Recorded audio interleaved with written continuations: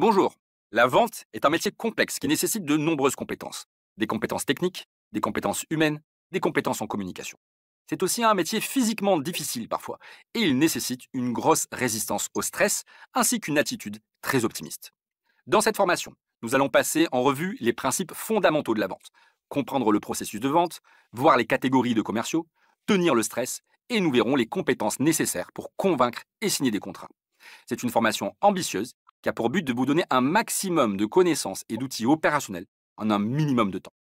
Je m'appelle Philippe Massol et j'aide les entreprises à réfléchir à leur stratégie commerciale, tout comme à mettre en place des techniques qui permettent de créer de la valeur et être plus efficaces dans les actions commerciales. A tout de suite pour la formation. Le funnel de vente, aussi appelé entonnoir de vente, est le nom qu'on donne pour illustrer le parcours d'un futur client, depuis la première interaction avec votre entreprise jusqu'à son premier achat, puis ses achats successifs. Ce funnel de vente est découpé en plusieurs parties. Une partie avant-vente qui comprend la phase de sensibilisation, le client apprend que vous existez et ce que vous faites. La phase d'intérêt, le client se dit tiens, c'est pas mal. Cette partie avant-vente peut se faire de différentes manières. Une publicité, un bouche à oreille positif, une recherche internet ou encore les réseaux sociaux. C'est ce qu'on appelle l'inbound. Mais cela peut aussi se faire par de l'outbound, une façon plus proactive d'aller chercher les clients. Je détaillerai plus tard l'inbound et l'outbound. Deuxième partie, l'engagement et la décision du client. C'est quand le client potentiel fait activement des choses pour interagir avec l'entreprise. Par exemple, parce qu'il a appelé l'entreprise pour se renseigner, et c'est durant cette phase qu'il va évaluer la proposition qui lui est faite et la comparer aux concurrents. C'est là qu'il faudra être convaincant et rassurant à la fois. Il faudra faire des démos, avoir de bonnes histoires à raconter et expliquer pourquoi on ne prend pas de risque à travailler avec nous. La fin de cette partie d'engagement se conclura par un achat du client chez vous ou chez un concurrent ou pas d'achat du tout. Enfin, il y a une partie après-vente qui vient finaliser la vente. C'est la livraison du produit ou la réalisation du service. Puis l'évaluation, une phase où on interroge le client sur sa satisfaction. Dans l'idéal, on doit optimiser chaque étape de ce funnel de vente et faire des choix sur les méthodes à utiliser. Par exemple, inbound versus outbound. Certains disent que c'est trop simpliste et qu'il faut envisager la vente comme quelque chose de cyclique, le cycle de vente, non quelque chose de linéaire comme le funnel. Mais en réalité, quand on regarde ce qu'est le cycle de vente et ses étapes, on ne peut que constater que c'est la même chose que le funnel de vente, mais avec un nom différent. En conclusion, retenez les différentes étapes. 1. Communication pour générer un premier contact. 2. Le premier contact. 3. Évaluation des besoins. 4. Pitch ou démo. En tout cas, c'est là qu'il faut être bon en communication et conviction. 5. Offre et réponse aux objections. 6. Vente et réalisation de l'offre. Et 7. Suivi et fidélisation. La façon dont vous devez vous comporter avec les clients dépend en partie du type de compétition du secteur d'activité. Il existe 4 systèmes compétitifs différents et chacun a des règles de fonctionnement différentes. Le système compétitif dépend de 2 facteurs, la facilité à innover d'une part et la taille de l'avantage compétitif d'autre part. Le premier facteur, la facilité à innover, peut se traduire par la facilité à proposer des nouveautés qui seront perçues comme quelque chose de différent aux yeux des clients. Cette différenciation peut porter sur l'ergonomie, c'est-à-dire la facilité d'utilisation, le design, est-ce que c'est beau ou moins beau, la technologie du produit, qui pourrait être plus efficace, ou n'importe quelle autre différenciation que les concurrents n'ont jamais pensé à proposer. Cela nécessite de bien comprendre les attentes de ses clients. Le deuxième facteur, la taille de l'avantage compétitif, correspond au temps nécessaire à une entreprise pour copier celui qui a un avantage compétitif, c'est-à-dire une différenciation perçue comme intéressante par le client. Cette durée est plus ou moins longue en fonction de la présence de brevets, de savoir-faire spécifiques, des économies d'échelle importantes ou encore des barrières à l'entrée telles que la nécessité d'un accès à une route rare, par exemple un emplacement en centre-ville dans une zone piétonne. Alors attention, vous ne choisissez pas votre système compétitif, vous le subissez. Je répète, vous ne choisissez pas votre système compétitif, vous le subissez. Pour déterminer le système compétitif d'une activité de votre entreprise, estimez avec quelle facilité il est possible de se différencier et proposer des façons originales de résoudre les problèmes des clients mieux que ne le fait la solution classique. Ensuite, estimez le temps nécessaire pour que quelqu'un copie cette nouvelle solution. En fonction de cette estimation, vous allez pouvoir déterminer votre système compétitif. S'il est difficile d'innover et qu'aucun concurrent n'a vraiment d'avantage compétitif, vous êtes dans une impasse concurrentielle. Ne vous laissez pas impressionner par le mot impasse. Ce n'est en réalité pas une impasse. S'il est difficile d'innover, mais qu'un acteur a un avantage compétitif durable, par exemple un prix de revient 30% inférieur à celui des concurrents pour le même produit, c'est un système de volume. S'il est facile d'innover, mais que la nouveauté est rapide à copier, c'est un système compétitif fragmenté. Et enfin, s'il est facile d'innover, mais que cette innovation n'est pas rapidement copiable, par exemple la présence d'un brevet qui protège l'innovation, c'est un système spécialisé. Sur le graphique, les abscisses correspondent à la vitesse à laquelle un avantage compétitif peut être copié. À gauche, c'est très facile de copier, à droite, c'est très long à copier. Les ordonnées correspondent à la facilité à innover. En bas, très difficile, en haut, très facile. Le système compétitif qui correspond à votre produit est celui de la case dans laquelle la surface du cercle est maximale. Si vous avez un cercle en haut à gauche, c'est un système compétitif fragmenté. Une fois le système compétitif identifié pour une activité de votre entreprise, vous allez avoir des informations importantes sur la façon de gérer la relation commerciale. Déterminer le système compétitif vous permet de connaître les contraintes que vous aurez à gérer, aussi bien au niveau de la gestion de la nouveauté et de l'innovation que de la gestion de la relation client. Dans les impasses concurrentielles, les produits et services sont tous remplaçables et identiques aux yeux des clients, et aucun concurrent n'a d'avantage compétitif. La réussite dans ce genre de compétition est d'être très actif commercialement et très bon dans le relationnel client. Les gens vont acheter vos produits non pas parce qu'ils sont bien, mais parce qu'ils vous aiment bien. Dans les systèmes de volume, les produits et services sont tous remplaçables et identiques aux yeux des clients. Mais un acteur a un avantage compétitif durable, généralement un prix de revient inférieur. Si vous bénéficiez de cet avantage, l'argumentation est très simple.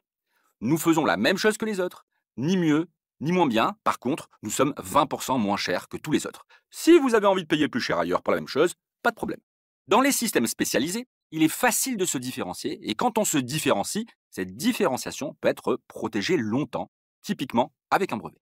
Dans ce cas, les commerciaux n'ont pas besoin d'être très bons dans leur capacité relationnelle. Le client n'a pas vraiment le choix d'acheter autre chose. C'est donc assez facile et les entretiens de vente peuvent être assez courts, focalisés sur l'explication technique de la solution proposée. Dans les systèmes fragmentés, il est facile d'innover et se différencier, mais c'est rapidement copiable. Ce qui veut dire que les acteurs du secteur vont se copier les uns les autres en permanence pour tout ce qui a de la valeur ajoutée pour le client. Dans ce cas, il faut être très présent sur le terrain et il faut parfaitement maîtriser les aspects techniques de ces produits, mais aussi bien connaître les solutions des concurrents. Les arguments commerciaux vont changer constamment au cours du temps en fonction des nouveautés. Ainsi, en fonction du système compétitif, les enjeux commerciaux ne sont pas les mêmes. Déterminez votre ou vos systèmes compétitifs pour savoir comment aborder les clients. L'inbound, je devrais dire l'inbound marketing, a pour logique de mettre en place des actions qui vont pousser des prospects à contacter eux-mêmes les commerciaux de l'entreprise. Le principe de l'inbound est de créer et partager des informations utiles à la cible de l'entreprise afin que ces prospects apprennent des choses intéressantes et reconnaissent l'entreprise comme un spécialiste de la question qui les intéresse. Ainsi, lorsque le besoin se présente, ils contactent l'entreprise. Ces informations peuvent prendre plusieurs formes. Des vidéos, des newsletters, des podcasts, des mails d'information. La promotion du contenu passe par les réseaux sociaux, les publicités payantes comme Google Ads ou Facebook Ads, ou tout autre moyen de faire connaître ces contenus. Je vais vous donner un exemple pour que vous compreniez bien. Imaginons, vous ouvrez une boutique de jardinage dans le centre de Paris. Vous savez que ceux qui jardinent ont pour objectif d'avoir les plus belles jardinières de balcon possibles. Vous proposez aux habitants de s'inscrire à une newsletter par mail qui leur donne des conseils et astuces pour avoir de belles jardinières en fonction des saisons et de la météo. Ceux qui s'inscrivent à cette newsletter ont toutes les chances d'être des personnes qui jardinent. Et pour les pousser à acheter des produits chez vous, vous faites le lien entre les conseils et votre boutique. Par exemple, à la fin d'un article sur la nécessité de planter des bégonias, vous ajoutez « Pour ceux qui n'ont pas encore de graines de bégonia, vous en trouverez dans notre boutique Jardi Boutique à telle adresse ». L'inbound est une approche centrée sur le besoin client qui doit se focaliser sur l'apport d'informations qui résolvent les problèmes des prospects. En attirant des prospects à se manifester d'eux-mêmes auprès du service commercial, on gagne en efficacité car tous les prospects sont préqualifiés. Petite astuce, si vous faites des posts sur LinkedIn, certaines personnes vont laisser des commentaires ou liker votre contenu.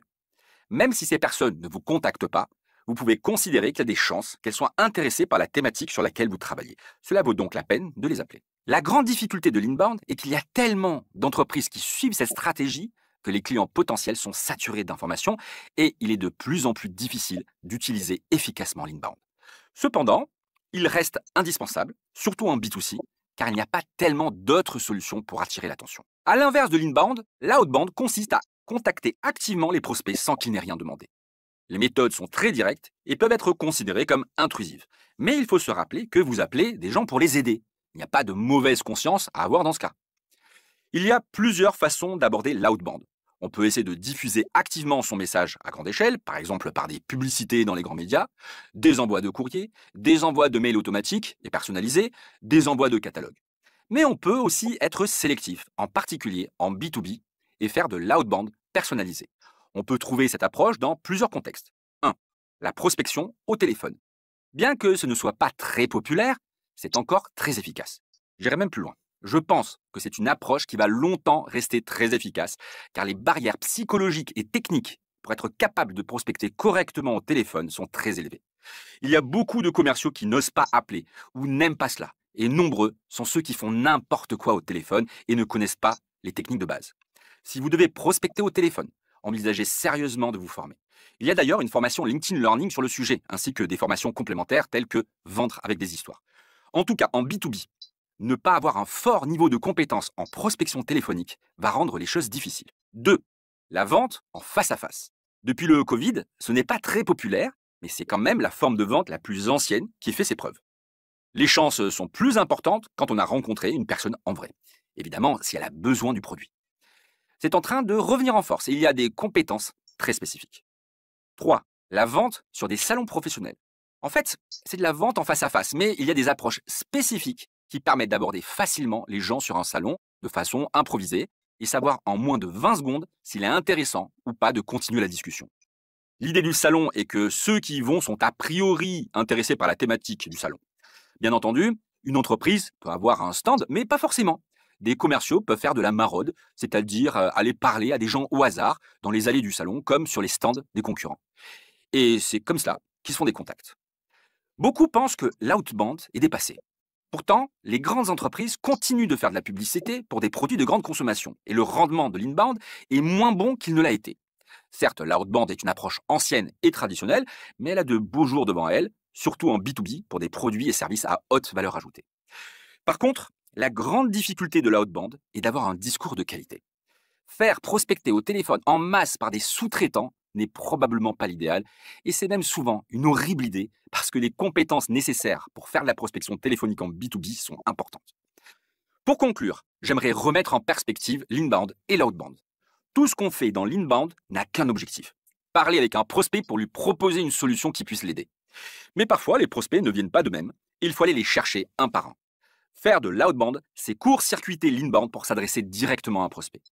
Dans la majorité des cas, vous ne ferez pas que l'inbound ou que l'outbound. Vous ferez un mélange des deux, avec une préférence pour l'un ou pour l'autre, en fonction de ce que vous savez faire et de ce qui marche pour vous. Lors d'un entretien de vente, de quoi doit-on parler? Quand il y a plusieurs entretiens de vente successifs, il est facile de perdre le fil. Je vais vous montrer qu'il n'y a que 3 phases dans le cycle d'achat, c'est-à-dire le processus de réflexion du prospect. Et les clients ont 4 thématiques préférées réparties différemment selon la phase du cycle d'achat. Ces sujets sont le budget, leurs besoins, votre solution et le risque de travailler avec vous. Les 3 phases du cycle d'achat peuvent avoir lieu en 1, 2 ou 3 conversations, mais on passera forcément par ces 3 phases. La première phase du cycle d'achat est la découverte. Durant cette phase, les sujets de discussion vont porter d'une part sur le besoin du client, va expliquer son problème et ce qu'il veut, et d'autre part, le budget, car le client veut vérifier qu'il ne perd pas de temps à discuter d'une solution hors budget. C'est un moment pour interroger le prospect sur le budget qu'il a prévu. La deuxième phase du cycle d'achat est la démonstration. Le budget n'est plus un sujet. Les besoins sont normalement compris, même si la thématique peut être de nouveau abordée s'il manque des informations. Et le sujet principal de cette étape est de présenter la solution. Qu'est-ce que c'est? Comment ça marche? Les avantages, les inconvénients. S'il faut faire une démonstration, c'est là que ça doit se faire. On peut dire que c'est la phase de conviction technique. La troisième phase du cycle d'achat est le closing. On ne parle plus du besoin ni de la solution. Mais les 2 sujets qui occupent cette phase sont le budget, de nouveau, car il faut se mettre d'accord sur un prix, mais également le risque. En effet, tant qu'il n'était pas proche de la signature, le cerveau reptilien de l'acheteur n'était pas activé. Maintenant qu'il doit se décider à payer, son cerveau reptilien qui déclenche l'achat s'inquiète. Il veut se rassurer sur le fait qu'il ne va pas se tromper dans son choix et qu'il va en avoir pour son argent. C'est à ce stade que vous devez rassurer le client. Il est important que vous sachiez où vous vous situez dans le cycle d'achat de votre client. Car j'ai déjà vu des commerciaux au troisième rendez-vous de vente et qui étaient complètement perdus sur les thématiques à aborder. Au lieu de faire un bref rappel du besoin et de la solution proposée et d'aller directement à l'aspect important, les tarifs et la réduction du risque, ils se sont lancés dans des explications techniques qui ont dérapé en un entretien de vente incontrôlé où ils n'ont alors fait que subir des questions techniques sans importance, mais dont ils ne connaissaient pas la réponse. Il fallait qu'ils recentrent la discussion, par exemple en disant «Nous avons déjà parlé de cela la dernière fois et nous avons conclu que» et qu'ils enchaînent immédiatement sur des arguments focalisés sur le budget et surtout qu'ils aient des arguments pour rassurer le client. En conclusion, ne perdez pas le fil de votre séquence de vente quand il y a plusieurs rendez-vous et rappelez-vous que les sujets que sont le budget, le besoin, la solution et le risque n'ont pas la même importance en fonction de l'étape dans le cycle d'achat. Fondamentalement, on distingue deux types de commerciaux, les chasseurs et les fermiers. Ces deux rôles ont des missions différentes et requièrent des compétences particulières. Le commercial chasseur a pour objectif de contacter des clients potentiels qui n'ont jamais entendu parler de lui ni de son entreprise pour en faire des clients. C'est un métier difficile car il nécessite d'être en permanence moteur dans l'action et cela implique de nombreux refus, ce qui nécessite d'être psychologiquement fort. Le commercial fermier, lui, est plus dans l'attente. Il répond aux sollicitations des clients déjà existants ou les recontacte s'il pense pouvoir leur faire de nouvelles propositions. C'est un métier moins stressant car il n'implique pas de contacter des inconnus. Or, appeler des inconnus, c'est générateur de stress pour beaucoup, surtout chez les commerciaux plus jeunes. C'est un métier où le relationnel avec les clients doit se construire sur le long terme. Il faut être sympa, agréable, constant, fiable et aimer le contact. Il faut également être très à l'écoute pour détecter de nouveaux besoins et être capable d'augmenter les ventes chez chacun de ses clients. La proportion des chasseurs et des fermiers n'est pas du tout équivalente. Il y a beaucoup moins de chasseurs que de fermiers et les entreprises ont parfois du mal à trouver des commerciaux chasseurs qualifiés. Être chasseur, c'est la possibilité de trouver plus facilement un poste, car un chasseur peut rapidement augmenter le chiffre d'affaires d'une entreprise, mais c'est aussi l'obligation d'être très dynamique et de ne jamais baisser les bras. Quand j'étais jeune, j'avais postulé un peu à l'aveugle à un poste de chasseur, sauf que je ne savais pas ce que c'était. Après une simulation que j'ai ratée, le recruteur m'avait dit une chose qui m'avait marqué. Vous n'êtes pas très bon, mais vous avez une qualité au téléphone, vous êtes un pitbull, vous ne lâchez jamais. Être un chasseur, c'est ça, ne jamais lâcher tant qu'on n'est pas persuadé qu'on n'a rien à apporter à un prospect. L'erreur souvent commise dans les entreprises qui veulent se développer est de donner un double rôle à un commercial, à la fois chasseur et fermier. Dans la majorité des cas, très sollicité par ses clients, le commercial va réduire son activité de chasse. Dans l'idéal, quand un commercial aime la chasse commerciale, il vaut mieux lui attribuer uniquement cette fonction, il sera beaucoup plus rentable. Si vous êtes commercial, vous devriez savoir si vous aimez faire de la chasse commerciale ou si vous êtes plutôt du style fermier. En effet, si vous êtes du style fermier et qu'on vous recrute pour de la chasse, vous allez avoir beaucoup de mal. Quel est le but de la vente? Vendre. Cela paraît logique. Mais les commerciaux qui travaillent dans cet état d'esprit, la grande majorité, ont beaucoup plus de mal à vendre que d'autres. Premièrement, parce que cela crée une tension pendant l'interaction avec le client qui sent que vous voulez vendre et cela crée de la réactance, un phénomène qui pousse à ne rien acheter du tout, même si le produit est très bien. Deuxièmement, parce que les rejets successifs démoralisent les commerciaux qui ont alors du mal à être dynamiques. Or, être dynamique et souriant fait partie des facteurs de réussite dans la vente. Si le but n'est pas de vendre, quel est le but d'un commercial? Le but d'un commercial est d'aider des gens à résoudre des problèmes. Quelque chose ne va pas dans leur vie ou dans leur entreprise et vous les aidez à résoudre ce problème ou satisfaire un besoin. En se positionnant plus comme un conseiller que comme un vendeur, il est plus facile d'écouter le client parler, exprimer ses besoins. Il y a moins de pression à vendre et donc moins de réactance. Enfin, face à des échecs, c'est plus facile à encaisser parce qu'un prospect qui ne veut pas acheter, c'est quelqu'un qui ne veut pas être aidé. Et on ne peut pas aider des gens contre leur gré. Avoir en tête qu'on aide les gens, ça protège psychologiquement. Tout cela est vrai quand on fait de la chasse commerciale, mais c'est aussi parfaitement vrai quand on est un commercial fermier et qu'on essaie de vendre de nouveaux produits aux clients existants. En se mettant dans une position de conseiller, on crée des relations plus solides et plus de fidélité des clients. En conclusion, ne pas essayer de vendre, mais essayer d'aider peut sembler contre-intuitif pour ceux qui voient la vente comme une simple question de chiffres. Pourtant, sur le terrain, ça débloque des problèmes de motivation et cela donne plus de résultats sur le long terme. Bons vendeurs ne font pas que présenter des produits et des services. Ils savent exactement en quoi ce qu'ils vendent a de la valeur pour les clients, le gain qu'ils vont obtenir. Si le commercial ne maîtrise pas la valeur de ce qu'il vend, il sera rapidement à court d'arguments et il ne reste qu'à espérer que le client trouve de lui-même en quoi le produit est intéressant pour lui. Pour un commercial, Connaître sa valeur ajoutée, cela veut dire maîtriser les grandes catégories de création de valeur pour le client et savoir situer chacun des produits et services de votre entreprise dans ces catégories. Première catégorie, le prix. On appelle même ça la stratégie de guerre des prix. C'est une stratégie risquée car il s'agit de vendre le même produit que les autres à un prix plus bas. Il n'y a en réalité qu'un seul cas qui vous permet de suivre cette stratégie, quand votre entreprise a un avantage de prix durable sur tous vos concurrents. Cette capacité à vendre moins cher le même produit que les concurrents est généralement basée sur les économies d'échelle. Le principe est très simple, les quantités produites sont tellement importantes que les coûts fixes sont dilués dans la quantité produite. C'est facile à comprendre. Si vous produisez 1 hectare de navets, votre prix de revient au kilo sera supérieur à celui de votre concurrent qui produit 500 hectares de navets, surtout s'il s'est équipé d'une machine de récolte automatique. L'argument commercial pour une entreprise qui vend moins cher que toutes les autres est très simple, on est pareil que les autres, mais en moins cher. Si vous n'êtes pas le moins cher, vous aurez du mal à vendre, car les gens n'aiment pas payer la même chose plus cher. C'est pourquoi, si vous avez le choix de mettre en avant certains produits plutôt que d'autres, choisissez de mettre en avant des produits différenciés par rapport aux concurrents. C'est ce qu'on appelle des stratégies de différenciation. Et pour que ces stratégies de différenciation soient efficaces, elles doivent remplir 2 conditions. Condition 1, elles permettent de faire clairement une différence avec les solutions alternatives présentes sur le marché. En effet, l'erreur serait de viser un marché de masse avec un produit qui ne permet pas de faire clairement une différence avec les solutions alternatives présentes sur le marché. Et quand je dis qu'elles permettent de clairement faire la différence, je veux dire que le client voit clairement la différence, pas vous. Ce que vous pensez importe peu. Faites des produits très différents des concurrents et focalisez-vous sur ce qui est important pour les clients. Condition 2, elles sont rentables pour votre entreprise. Et ce n'est pas toujours facile à faire. En effet, le risque est de vouloir améliorer un produit du point de vue technique alors que le client ne voit aucun bénéfice à la nouvelle version de votre produit. L'erreur serait de faire des choix de différenciation qui vous feront gagner moins d'argent que le produit standard. Sur le fond, il existe seulement 2 types de différenciation pour être efficace. La différenciation vers le haut ou vers le bas. Dans le cas d'une différenciation vers le haut, l'augmentation du prix de revient doit être inférieure à l'augmentation de la perception de la valeur du point de vue du client. Par exemple, si je rajoute une touche supplémentaire à mon téléphone portable standard qui permet de laver la vaisselle et que le coût de production pour rajouter cette fonctionnalité est bas, il est probable que ce téléphone pourrait être vendu beaucoup plus cher qu'un téléphone standard et je vais augmenter mes marges. Dans le cas de la différenciation vers le bas, la diminution du prix de revient doit être supérieure à la diminution de la perception de la valeur du point de vue du client. Par exemple, si j'ouvre un bar dans lequel il n'y a pas de serveur et dans lequel les clients doivent venir commander au bar, cela me permet d'économiser des salaires et me permet de baisser mes tarifs. Ça pourrait être une bonne différenciation vers le bas. Je sais que pour certains, c'est difficile d'imaginer qu'on peut augmenter ses marges en vendant moins cher, mais c'est bien le cas dans une différenciation vers le bas réussie.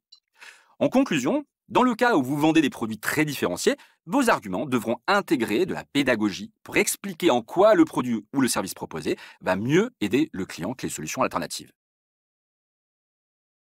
S'il existe une valeur réelle des produits et services, fortement liée à l'adéquation entre la proposition technique et la façon dont les clients veulent résoudre leurs problèmes, il est possible d'augmenter encore plus cette valeur en modifiant la perception de la valeur plutôt que d'essayer de modifier le produit lui-même.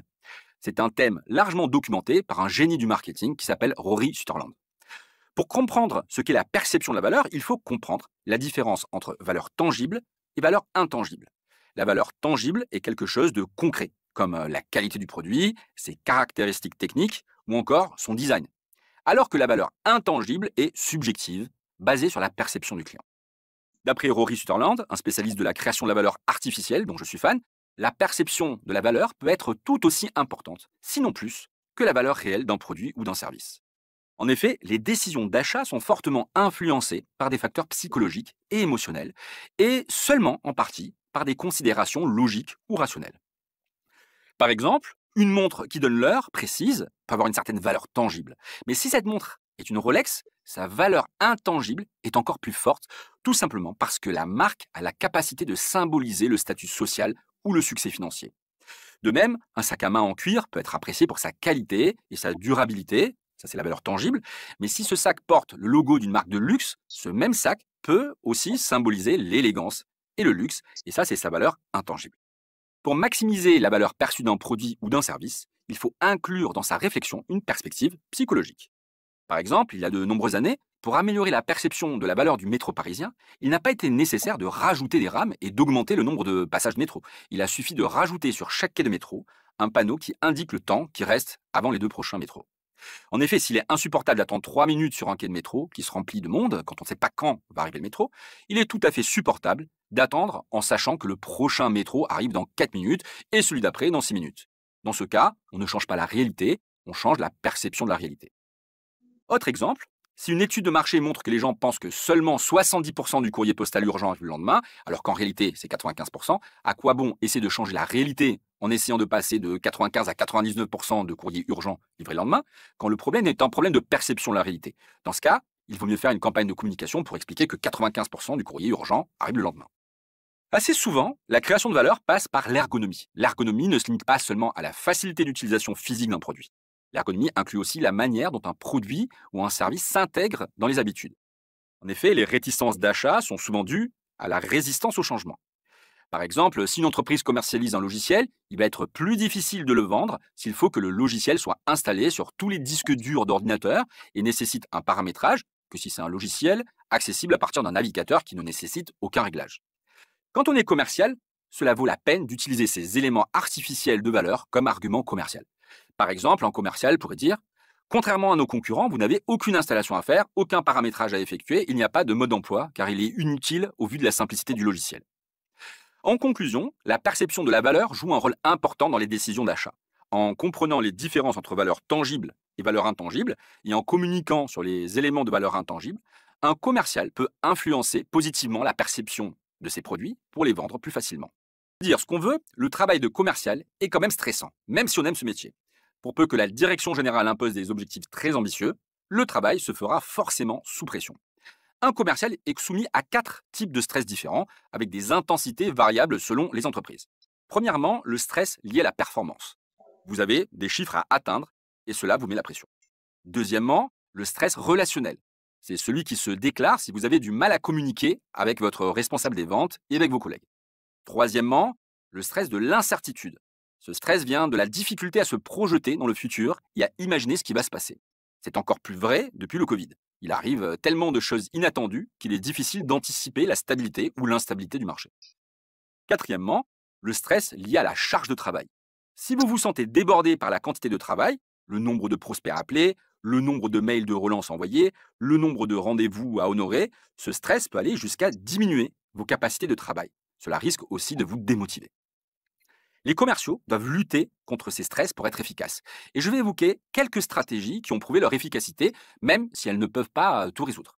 Premièrement, l'organisation et la planification des tâches. Quand les commerciaux se sentent débordés, ils réduisent le temps à lister les tâches à faire, réduisent le temps de remplissage du CRM et réduisent globalement les tâches qui leur permettent de s'organiser. Pourtant, ce sont ces tâches qui sont les plus importantes pour ne pas se sentir débordés. Il ne faut surtout pas sacrifier l'organisation et la planification. Deuxièmement, il faut développer sa résilience. C'est la capacité à rebondir face à des défis ou à s'adapter à des situations stressantes. Certains commerciaux sont résilients, d'autres pas. Certains voient des opportunités dans toutes les difficultés, d'autres voient des difficultés dans toutes les opportunités. Mais la résilience n'est pas figée, elle s'apprend. Voici quelques principes pour devenir plus résilient. Premièrement, être bienveillant avec soi-même en cas d'échec ou de difficulté. Demain, vous serez plus fort et plus compétent qu'aujourd'hui grâce à vos échecs. Tout ira bien. Deuxièmement, avoir de bonnes relations avec vos collègues de travail qui pourront vous apporter un soutien émotionnel en période de stress. Normalement, tout le monde ne sera pas en stress au même moment. Troisièmement, lors d'un échec, arrêtez de travailler et faites quelque chose que vous adorez. Cela remontera votre morale plus rapidement. Par exemple, si vous avez travaillé 5 jours sur un contrat et que vous perdez l'affaire, prenez 1 heure pour jouer aux échecs si vous adorez ça. N'enchaînez pas immédiatement après un échec sur un travail psychologiquement difficile ou un travail rébarbatif. Quatrièmement, enfin, gérer son stress peut passer par des techniques de respiration pour certains. Cela permet de rester calme pour les plus anxieux. En conclusion, le métier de commercial est stressant, mais le stress se gère bien, en particulier si vous travaillez dans une équipe avec laquelle vous vous entendez bien. Plus on est compétent, moins on stresse. Si vous débutez, vous allez stresser, en tout cas si vous travaillez correctement. Plus vous vous améliorerez, moins vous stresserez car vous aurez une plus grande prédictibilité de vos actions. Or, seul ce qui se mesure s'améliore. Si vous voulez améliorer vos compétences en vente et surtout savoir dans quel type de tâches vous devez faire des efforts, vous devez d'abord identifier vos points faibles et cela ne peut se faire qu'en mesurant votre propre efficacité. Entre un premier contact avec un prospect et une vente, il y a plusieurs étapes et vous allez donc devoir mesurer plusieurs choses. Premièrement, mesurez votre efficacité pour le premier contact. Mesurez le nombre de nouveaux prospects potentiels, les leads, que vous identifiez chaque semaine, par exemple sur LinkedIn. Mesurez le nombre et la proportion des personnes que vous appelez parmi ces leads. Mesurez ensuite la proportion de responsables que vous avez réussi à obtenir lors de tous ces appels. Deuxièmement, mesurez ensuite votre capacité à obtenir une demande de proposition. Pour l'évaluation des besoins, mesurez à quel point vous êtes capable de faire parler le prospect de ses problèmes actuels. Pour votre capacité à intéresser, évaluez l'impact de votre pitch. Est-ce que le prospect se montre intéressé? Est-ce que son ton de voix est dynamique et curieux? Troisièmement, mesurez votre capacité à répondre aux objections. Êtes-vous à l'aise avec les objections qu'on vous renvoie? Évaluez la proportion des prospects qui vous demandent un devis. Enfin, quatrièmement, évaluez votre réussite, évaluez la proportion des prospects ayant reçu un devis et qui achètent. Une fois que vous aurez mesuré tous ces chiffres, vous n'aurez pas besoin d'aide pour repérer les étapes où vous devez faire des progrès. Par exemple, vous avez beaucoup de leads, mais vous en appelez très peu. Probablement faut-il vous organiser pour avoir le courage d'en appeler plus. Si la proportion des prospects qui vous demandent des devis est faible, c'est que vous n'êtes probablement pas très convaincant et que vous n'avez pas su trouver ni la bonne accroche, ni le bon pitch. En conclusion, mesurez ce que vous faites pour pouvoir repérer l'étape ou les étapes qui vous donnent le plus de fil à retordre. Mettez ensuite toute votre énergie à les améliorer, en vous formant, en testant de nouvelles méthodes, en tentant des nouveautés. En vous évaluant vous-même régulièrement, vous serez capable de mesurer si vous progressez ou non, et les chiffres vous diront sur quel point particulier il faut porter vos efforts. Et quand vous aurez amélioré tous les points les plus faibles, votre stress diminuera de beaucoup. On montrait que la phase d'analyse et de comparaison des différentes solutions qu'envisage un client et le déclenchement de l'achat ne se font pas dans le même endroit dans le cerveau. L'analyse rationnelle se fait dans le cortex, on compare les produits, les solutions, on pèse le pour et le contre, un peu comme quand on hésite entre trois appareils photo différents et qu'on parcourt des sites internet de comparatifs. Ce processus de comparaison rationnelle peut durer un certain temps et, soudainement, on décide. Une fois qu'on a décidé quel appareil photo on achète, on paye et on oublie toute la phase de comparaison. Vous avez sûrement ressenti cette impression d'appuyer sur un interrupteur d'achat qui bascule de l'indécision à la décision en une fraction de seconde. Cet interrupteur d'achat se produit dans le cerveau reptilien. Et ce cerveau reptilien n'est influencé que par deux émotions primitives, la peur et l'envie, ainsi que leurs dérivés tels que la jalousie, l'inquiétude, la frustration. Cela veut dire que pour déclencher un achat, il faut répondre aux besoins primaires du cerveau reptilien de la décision, supprimer les peurs et les inquiétudes et activer les envies. Non seulement les émotions peuvent déclencher un achat, mais des tests ont montré que les émotions permettent une meilleure mémorisation. C'est intéressant quand le client doit parler de votre offre en interne avec des personnes que vous n'avez jamais rencontrées. Cela étant dit, comment fait-on pour déclencher ces émotions? Comme vous l'imaginez, cela ne fonctionne pas si le discours commercial se résume à une succession de descriptifs du produit vendu, même si ces descriptifs peuvent être très techniques. C'est là que vient le rôle de l'histoire de vente, qu'on appelle aussi storytelling de vente. Une histoire de vente est une structure du discours prévue pour déclencher des émotions. En B2B, c'est typiquement l'histoire d'un cas, tel client avait tel problème, il souffrait de telle manière, il ne savait plus comment faire et voilà comment je l'ai sauvé. Dit comme ça a l'air simple. En réalité, pas tant que ça, car pour qu'un exemple ou qu'une étude de cas fonctionne et active le cerveau reptilien, il va falloir respecter une structure très spéciale qui suit un ordre précis. Une histoire de vente doit se raconter dans l'ordre suivant. 1. Vous décrivez la situation de la personne ou de l'entreprise avant qu'on ne fasse appel à vous. 2. Vous décrivez le ou les problèmes rencontrés. Ces problèmes doivent être des problèmes que rencontre votre prospect. 3. Pour créer de la frustration et toucher le cerveau reptilien, vous décrivez les conséquences négatives qu'ont eues les entreprises qui n'ont pas résolu le problème avec votre solution. Cela se fait avant d'avoir parlé de votre solution. 4. Tout à la fin, vous expliquez comment votre solution a résolu le problème, mais le plus vite possible après, vous expliquez ce que la personne ou l'entreprise que vous avez aidé a gagné à utiliser votre solution. Comme il n'est pas évident de structurer correctement une histoire de vente, il est utile de bien préparer ce que vous allez raconter. La création des histoires de vente est un sujet à part entière qui est abordé en détail dans une autre formation LinkedIn Learning intitulée « Vendre avec des histoires ». En conclusion, pour convaincre, déclencher plus facilement des achats, vous devez parler au cerveau émotionnel. Et pour cela, vous devez structurer vos anecdotes et vos exemples en 4 étapes. Situation, problème, conséquences négatives de ne rien faire et gain à utiliser votre solution. Que vous employez lors d'un entretien de vente peuvent avoir un impact important sur la perception que votre interlocuteur a de votre compétence et la perception du sérieux de votre entreprise. Certains types de mots sont à éviter car ils donnent une image peu professionnelle. La première grande catégorie de mots à éviter, ce sont les mots polysémiques, c'est-à-dire des mots à signification multiple, parce que cela rend la compréhension beaucoup plus compliquée, mais cela permet aussi des interprétations malvenues. Prenons comme exemple un terme employé couramment dans le monde professionnel, le terme qualité. Il est particulièrement utilisé dans les expressions du type notre service est de qualité, notre produit est de grande qualité, etc. Selon le secteur d'activité et la personne, ce terme peut vouloir dire des choses très différentes. Prenons un exemple, cherchez les caractéristiques pour bonne qualité des produits suivants, un soldat de plomb, un service après-vente. Ça n'a rien à voir, direz-vous. Eh bien justement, c'est là que je voulais en venir. Pour un service après-vente, la qualité peut être mesurée par la rapidité de réponse ou la pertinence des solutions. Pour un soldat de plomb, la qualité est mesurée par un joint du moule invisible, par un produit sans bulle d'air dans le plomb, ainsi que par la finesse des reliefs du soldat de plomb. Vous devez être beaucoup plus précis que ça, beaucoup plus spécifique. Le deuxième mot très utilisé est le mot efficace. C'est l'un des termes les plus sujets à discussion. En effet, comment définir l'efficacité? Si vous l'utilisez, rajoutez un comparatif, donnez des chiffres, donnez quelque chose de quantifiable. Troisième exemple, le mot bon ou mauvais. Mais bon ou mauvais par rapport à quoi? Par exemple, un bon retour sur investissement ne permet pas de comprendre ou estimer le retour sur investissement. S'il s'agit d'un investissement sans risque, 4% est un bon retour sur un investissement. S'il s'agit d'un investissement boursier sur le Nasdaq, dans une société développement des technologies de pointe, un retour sur investissement de 4% sera un très faible retour sur investissement. Donnez des chiffres, donnez des éléments concrets qui permettent aux prospects de comprendre ce dont vous parlez.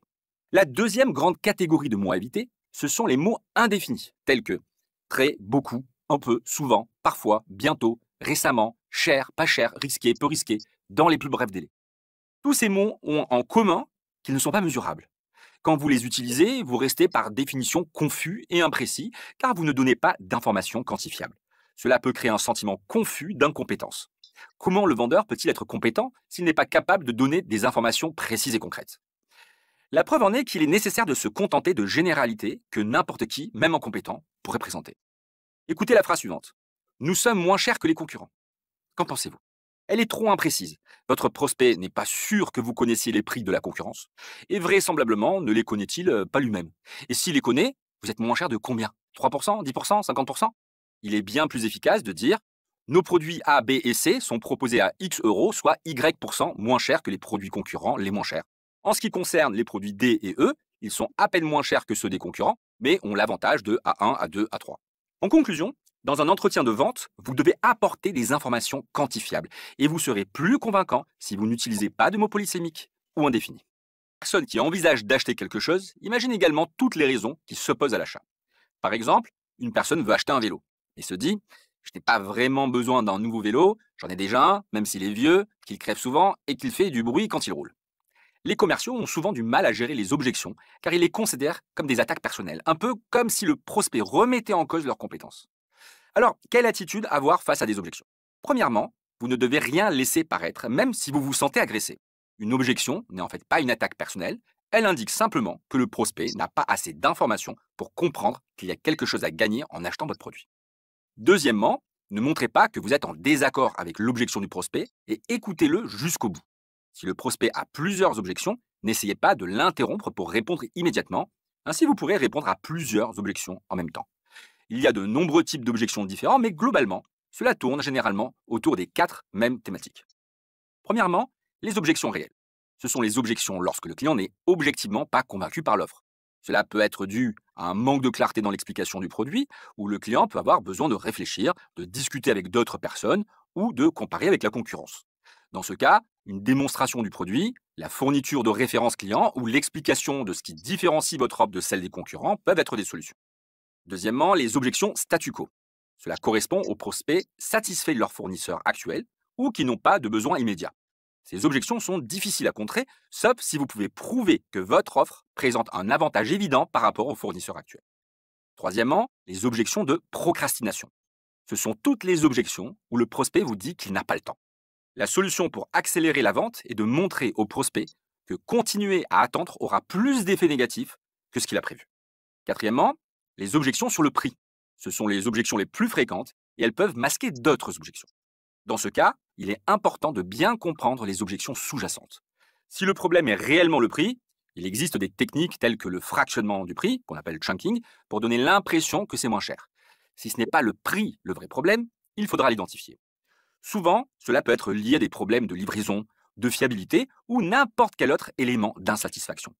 Ainsi, quand on vous dit que c'est trop cher parce qu'il y a eu des problèmes de livraison à la fois précédente, cela veut dire résolvez les problèmes de livraison. En conclusion, en tant que commercial, vous serez inévitablement confronté aux objections et il sera nécessaire de les traiter. Rien de très inquiétant, même quand les objections portent sur le prix. Il y a beaucoup à dire sur les techniques de négociation. Il y a d'ailleurs une formation spécifique sur LinkedIn Learning. Toutefois, je voudrais faire passer 3 idées indispensables propres à la négociation. Premièrement, vous ne devez jamais lâcher du lest sans contrepartie, même si cette contrepartie est symbolique. En effet, vous allez passer un mauvais signal à votre client qui va avoir l'impression qu'on peut vous exploiter facilement. Récemment, un client me dit que son budget est 10% inférieur au devis. Sur le fond, je n'ai aucune difficulté à baisser le prix de 10%, et je sais que je vais le faire. Mais je me dis que je ne vais pas lâcher sans combattre, même si le combat est parfaitement symbolique. Cela veut dire que je veux juste une contrepartie. Comme le client est breton, je lui dis que j'accepte, mais qu'en échange, je veux qu'il m'achète une spécialité culinaire bretonne, un kouign-amann, acheté dans une bonne pâtisserie, et qu'il me l'envoie par la poste. Résultat, il a préféré laisser le contrat tel qu'il était. Pour pouvoir résister, vous devez préparer vos négociations. Que veut vraiment le client? Ça peut être d'avoir un approvisionnement fiable, une livraison rapide, un produit indestructible et de nombreuses choses qui n'ont rien à voir avec le prix. Combien avez-vous de concurrents sérieux et votre produit est-il facilement remplaçable? Ce n'est pas pareil d'être facilement remplaçable ou d'être incontournable. Vous devez préparer la liste des contreparties à échanger. C'est-à-dire que vous devez préparer une liste de choses qui ont peu de valeur pour vous, mais beaucoup pour le client. Et vous donnerez en échange des choses peu importantes pour le client, mais importantes pour vous. Deuxièmement, le prix n'est généralement pas la chose la plus importante. Par réflexe, les acheteurs vont toujours demander une baisse des prix. En réalité, le vrai enjeu ne tourne pas souvent autour du prix. C'est une question de qualité de produit, de spécifications techniques, de conditions de livraison, de services après-vente, de garantie ou d'une multitude d'autres facteurs. Quand vous êtes commercial, ne vous laissez pas impressionner. Si vous avez bien préparé votre négociation, le prix ne devrait pas être un problème, sauf dans un type de compétition particulier qu'on appelle les systèmes de volume. Troisièmement, vous devez apprendre à dire non. Quand un client vous met la pression et vous pousse à vendre dans des conditions de marge dégradées, génère de la complexité supplémentaire dans votre fonctionnement et veut en plus que vous baissiez les prix, il faut savoir dire non et être prêt à perdre un client qui de toute façon vous fait perdre de l'argent. C'est très difficile à faire et les commerciaux sont tétanisés à l'idée de pouvoir perdre des clients. Or, il vaut mieux perdre du chiffre en augmentant ses marges que d'augmenter son chiffre d'affaires en diminuant ses marges. En conclusion, ne vous laissez pas impressionner. Les négociations parlent toujours de prix, mais c'est rarement la chose la plus importante. Ne lâchez jamais de lest sans une contrepartie, qu'elle soit équilibrée ou pas, et apprenez à dire non, ou plutôt accepter de perdre des mauvais clients. Le closing est le moment final d'une négociation commerciale. C'est le moment où le commercial pousse à la signature du contrat. Le closing est aussi l'ensemble des techniques qu'on utilise pour amener le prospect à devenir client. Ces techniques de closing vont inciter le prospect à entrer dans l'action. Elles vont se baser sur de nombreuses techniques. Évidemment, la capacité à être clair, rassurant et pédagogique est essentielle. Et les compétences nécessaires pour cela sont des compétences en communication. Je vais donc m'intéresser à des techniques qui utilisent plutôt la psychologie et reposent sur des biais cognitifs et qui permettent de conclure plus facilement. En voici quelques-unes. 1. Biais de confirmation. Ce biais psychologique consiste à privilégier les informations qui confirment les croyances préexistantes. Pour profiter de ce biais cognitif, vous avez intérêt à vous appuyer sur les croyances du prospect, même si elles sont fausses. Par exemple, supposons que vous voulez vendre une voiture électrique à un prospect qui est très soucieux de l'environnement. Vous devez insister sur l'impact faible sur l'environnement par rapport aux voitures classiques en vous appuyant sur la croyance du prospect. À la fin de la négociation commerciale, cela pourrait faire une réplique de ce type: vous m'avez dit au début de notre conversation à quel point vous vous souciez de l'environnement. Avec cette voiture qui a, c'est vrai, quelques inconvénients qu'on a listés par rapport à la voiture thermique, vous supprimez votre empreinte carbone par rapport à un moteur thermique et vous donnez une chance à vos enfants et à vos petits-enfants de vivre sur une planète encore vivable. Je pense que cette voiture est faite pour vous. Qu'en pensez-vous? 2. L'effet d'ancrage. L'effet d'ancrage est un phénomène psychologique où les individus retiennent bien une information initiale et la considèrent comme une référence, une encre dont il est difficile de se débarrasser. Par exemple, vous ancrez le prix de votre produit à un prix très élevé pour ensuite diminuer le prix en enlevant des options incluses finalement inutiles. Cela rend l'offre plus attractive. 3. Principe de réciprocité. Ce principe explique qu'il est difficile de ne pas donner quelque chose quand on a reçu quelque chose. C'est un principe profondément ancré dans le comportement et ce qui est donné peut avoir beaucoup plus de valeur que ce qu'on reçoit. Donc, en offrant quelque chose d'utile au client, comme un conseil ou un échantillon, vous pourriez l'inciter à vous rendre la réciproque en achetant l'un de vos produits. 4. Principe d'engagement.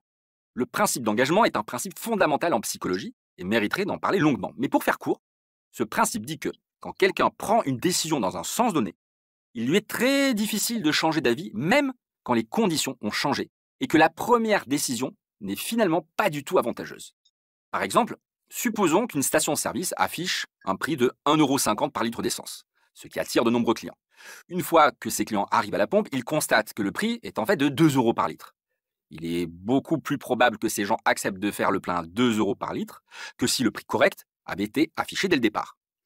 Finalement, c'est logique. Une fois que ces clients sont à la pompe, ils sont déjà engagés dans l'achat du carburant. Et ils sont plus susceptibles de faire le plein, même s'ils se rendent compte que le prix est plus élevé qu'annoncé. 5. La preuve sociale. Ce biais suggère que nous avons tendance à faire comme les autres, surtout si on n'a pas vraiment d'avis.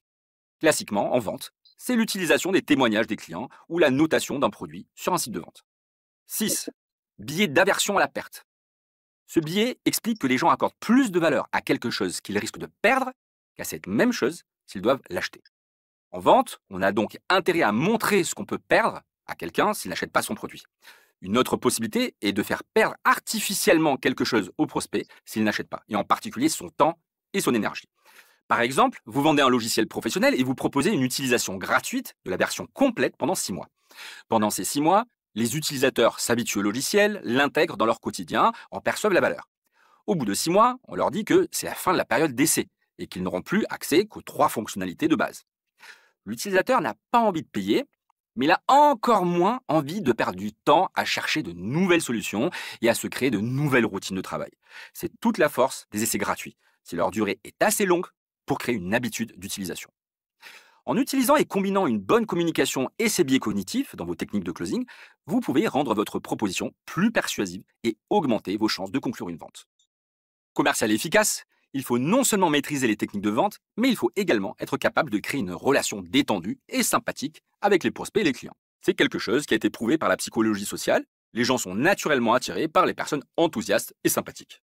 Je me rappelle qu'un jour, j'ai signé un contrat avec un client qui m'a dit plus tard avoir d'abord contacté un concurrent, mais qu'il trouvait le concurrent lugubre et déprimant. Pour amplifier ce sentiment de personne sympathique, vous devez vous appuyer sur la communication non verbale. Si vous êtes au téléphone, ce sera le ton enjoué de votre voix, le rythme et l'intensité variables. Lent et sonore quand vous voulez raconter quelque chose d'intéressant, rapide et peu sonore quand c'est moins intéressant. Évitez surtout le ton monocorde avec un rythme et une intensité qui ne bougent jamais. On dirait une voix artificielle qui parle et pas du tout un humain. En face à face, c'est au minimum regarder les gens dans les yeux, sourire de temps en temps, ne pas croiser les bras et se tenir droit quand on est assis. L'astuce quand on est assis, c'est de se tenir comme les instruments à vent dans un orchestre, les fesses au bord de la chaise et le dos droit ne doit jamais s'appuyer sur le dossier. Ça vous donnera toujours une tenue impeccable et cela donne bizarrement une profondeur à la voix pour des raisons de colonne d'air. Enfin, il existe une technique assez incroyable pour que le client soit détendu et ne sente pas votre pression à vendre. La création artificielle de liberté. Il a été montré en psychologie que la décision d'achat est plus facile quand un client a l'impression de prendre la décision en toute liberté plutôt que sous pression. Les créations artificielles de liberté créent ce sentiment. Imaginons que vous vendez 2 smartphones, l'un de haut de gamme, l'autre premier prix. Une phrase incluant une création artificielle de liberté serait « D'après ce que vous dites, les fonctions A, B et C sont très intéressantes pour vous, mais c'est vrai que ce téléphone est 30% plus cher que l'autre téléphone, et je comprendrais très bien que vous choisissiez le premier prix. » Cette réplique peut paraître étrange, car on a l'impression que le vendeur pousse à acheter le premier prix en disant qu'il comprendrait ce choix. En réalité, la psychologie sociale prouve le contraire. Plus on insiste sur le fait qu'on comprend que quelqu'un ne fasse pas ce qu'on aimerait qu'il fasse, plus ça augmente la probabilité qu'il fasse ce qu'on veut. En conclusion, étape 1, dites à quelqu'un ce que vous voulez qu'il fasse en donnant des arguments en faveur de cette décision. Étape 2, dites que vous comprenez qu'il ne le fasse pas, généralement en disant que c'est effectivement cher. Étape 3, constatez que vous avez bizarrement plus de succès. Bref, soyez sympa et détendu avec vos prospects et vos clients, même si dans certains types de compétitions, ce n'est pas indispensable, ça augmente vos chances de vente. Vos clients peut coûter de 5 à 25 fois plus cher que garder des clients existants. De plus, réussir à garder 5% de clients supplémentaires peut augmenter les bénéfices de 25 à 95%. C'est pour cela qu'il faut essayer de garder ses clients le plus longtemps possible. Évidemment, tous les business ne sont pas concernés. Par exemple, un bus pour touristes ne peut pas fidéliser. Vous avez donc tout intérêt à créer des relations long terme avec vos clients. Les éléments clés pour cela sont la confiance, la fiabilité, le relationnel. Pour la confiance, le principe est simple. Vous délivrez ce que vous promettez ce que vous délivrez. Vous êtes transparent et fiable, c'est tout. Pour le relationnel et l'établissement d'une relation personnelle, c'est plutôt adapté en B2B où les tarifs permettent à un commercial de passer du temps avec un client. J'aimerais m'arrêter un instant sur la technique du pied dans la bouche, qui consiste à parler d'un sujet qui n'est pas directement lié à la thématique de vente. Il a été montré dans diverses études que parler de sujets divers et variés augmente la probabilité de vendre en créant un contexte positif et amical. Finalement, dans le fond, l'idéal, c'est d'avoir une conversation détendue comme on pourrait l'avoir à la machine à café. Par contre, on ne peut pas faire n'importe quoi. La technique du pied dans la bouche doit respecter certaines règles.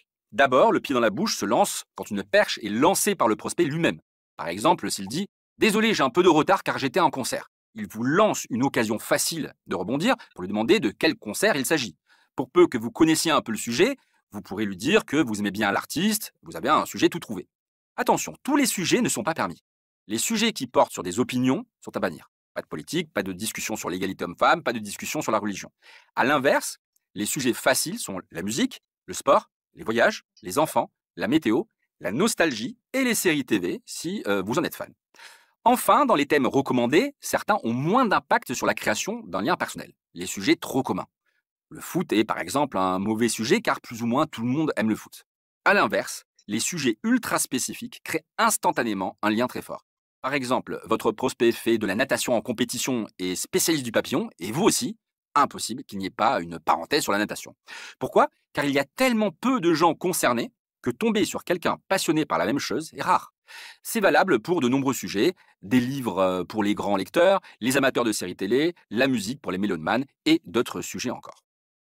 Intéressante est que la grande différence entre un prospect et un client content, c'est que le client vous fait confiance et la perception qu'il a du risque à travailler avec vous est beaucoup plus faible que celle qu'a le prospect.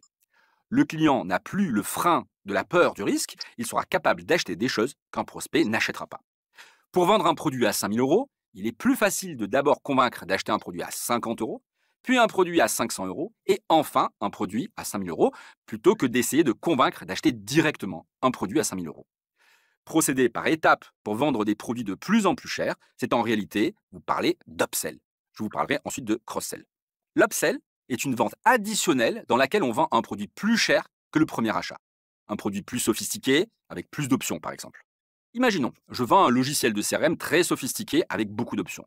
Plutôt que de vendre la version la plus chère à un prospect, on vend la version de base qui rend déjà bien service. Puis, une fois que le client aime le produit et a confiance, on lui propose de nouvelles fonctionnalités. Parfois, l'upsell consiste juste à proposer une vente additionnelle ponctuelle. Dans les restaurants, ajoutez la phrase « Et avec ceci, vous voudrez un dessert ?» en fin de commande, et cela augmentera le nombre de desserts vendus. Le cross-sell, ou vente croisée, est quelque chose de différent. On n'essaie pas de vendre une version plus chère d'un produit, mais on propose au client des produits complémentaires. Par exemple, si un client achète un téléphone, on peut lui proposer un étui de protection, des écouteurs ou des enceintes Bluetooth comme produits complémentaires. En B2B, c'est le même principe. Vous vendez du transport palettisé et vous proposez au client dans l'industrie textile un service de mise en rayon des vêtements. L'argument commercial est assez étonnant d'ailleurs. Les cartons de textile ont voyagé dans des conteneurs marins dans lesquels on a injecté un gaz très toxique pour empêcher les insectes d'abîmer la marchandise, et cela évite au personnel de la boutique de vêtements de subir les inhalations de ce gaz toxique, ce qui réduit les maladies professionnelles. Pour ceux qui utilisent les sites de vente en ligne, le cross-sell consiste à présenter la rubrique « Les clients qui ont acheté cet article ont aussi acheté ». En conclusion, pour maximiser vos ventes, capitalisez sur la confiance de vos clients en proposant des ventes additionnelles et des produits complémentaires. L'upsell vous permet de vendre des produits plus chers une fois que la confiance est établie. Le cross-sell consiste à proposer des produits complémentaires. Ces stratégies, basées sur la confiance et la satisfaction des clients existants, vont vous aider à développer votre chiffre d'affaires. L'entreprise pense avoir un excellent relationnel client. Par contre, seulement une minorité de clients trouvent les services clients excellents. Pourquoi est-ce un problème? Nous avons vu que pour retenir un client, il faut un lien de confiance. Or, ce lien de confiance peut être vite détruit à cause du phénomène de perméabilité de la valeur. Je vous explique. La perméabilité de la valeur veut dire que la perception positive de quelque chose peut déteindre positivement sur d'autres activités de l'entreprise. Bien entendu, l'exemple le plus classique est l'image de marque. Si un client fait confiance à une marque pour un produit donné, elle lui fera confiance pour un produit qu'il n'a encore jamais acheté. Mais il ne s'agit pas seulement d'histoire d'image de marque. Imaginons que vous possédez un restaurant étoilé au Michelin. Le problème est que le sol est très sale et ça sent les égouts. Si on demande à un client s'il a apprécié le repas, il est probable qu'il vous dise non. L'erreur serait d'essayer d'améliorer la qualité du repas plutôt que de nettoyer le sol et se débarrasser de l'odeur d'égout. Certes, le repas est le produit principal, mais l'environnement fait partie de l'offre. C'est pareil avec le service client. Le service client n'est pas le produit principal, mais le client perçoit la valeur en tant qu'expérience client. Il lui est difficile de ne pas attribuer une valeur globale à son achat, interaction commerciale et service client compris. C'est ce qu'on appelle la perméabilité de la valeur. Le principe de perméabilité de la valeur a une telle influence que la valeur perçue des produits et services que vous vendez peut être profondément augmentée ou diminuée par la qualité de votre service client. On peut même dire que la perméabilité de la valeur est la raison d'être du service client. En veillant à offrir un service client de qualité, vous contribuez à renforcer la perception positive de vos produits et services. Les clients sont plus enclins à recommander votre entreprise et à rester fidèles si leur expérience avec votre service client est satisfaisante. D'autre part, un mauvais service client peut avoir des répercussions négatives sur votre réputation et votre relation avec les clients, pouvant entraîner des pertes de ventes et de clients.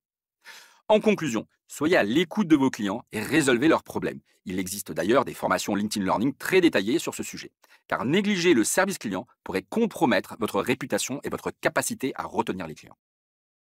Nous avons exploré les fondamentaux de la vente, en mettant l'accent sur les compétences essentielles pour devenir un bon vendeur. Nous avons découvert que la vente n'est pas seulement une affaire de technique, mais aussi de perception et d'émotion. Nous avons vu que nous pouvons parler au cerveau émotionnel des prospects pour déclencher plus facilement des achats, en structurant les arguments en 4 étapes clés: situation, problème, conséquences négatives de l'inaction et bénéfices pour l'utilisation de votre solution. Nous avons également abordé l'importance de la valeur perçue, qui peut porter autant de valeur parfois que la valeur réelle d'un produit ou d'un service. Enfin, je vous ai montré qu'un excellent service client peut renforcer la perception positive de vos produits et services, tandis qu'un mauvais service client peut avoir des répercussions négatives sur votre réputation et votre relation avec les clients à cause du phénomène de perméabilité de la valeur. J'espère que la formation vous a plu et qu'elle vous sera utile. Si elle vous a plu, n'hésitez pas à l'évaluer et la partager sur les réseaux. J'espère que vous saurez mettre à profit ce que je vous ai présenté lors de cette formation et n'hésitez pas à me contacter si vous pensez que je peux vous aider à progresser.